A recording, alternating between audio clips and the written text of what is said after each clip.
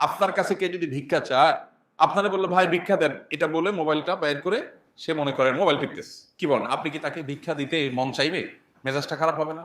আপনি একটা সৃষ্টি মানুষ, আপনার কাছে যখন চাওয়ার সময় সে অন্য মনস্ক হয়েছে, এটা যদি আপনার মনের কষ্টের কারণ হয়, তাহলে আহকামুল হাকিমিন আল্লাহ রাব্বুল আলামিনের দরবারে যখন আপনি দোয়া করছেন, যখন আপনি সিজদা দিচ্ছেন, যখন আপনি নামাজ পড়ছেন, ওই সময় আপনার মনে 30টা কথা মনে আসছে, আপনি অন্য জগতে বিচরণ করছেন, আপনি অন্য জগতে প্রবেশ করে গেছেন। একদিকে বলতেছেন সুবহান রাব্বিয়াল আলা, অপরদিকে আপনার মনে আছে অন্য জিনিস। একদিকে বলছেন আল্লাহ আপনি আমাকে মাফ করে দেন, আপনার মনে আসছে অন্য বিষয়।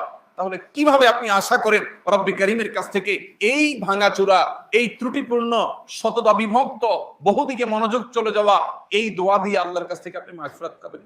আল্লাহ আরহামুর রাহিমিন, তিনি চাইলে এই ত্রুটিপূর্ণ দোয়া দিয়েও মাগফিরাত দিতে পারেন। তিনি চাইলে কেউ চাওয়া ছাড়াও তাকে মাফ করে দিতে পারেন, সেটা ভিন্ন বিষয়। কিন্তু দোয়ার তো একটা আদব আছে, দোয়ার তো একটা শিষ্টাচার আছে। এই যে মনোযোগ, এই মনোযোগ আজ সোনার হরিণ হয়ে গেছে।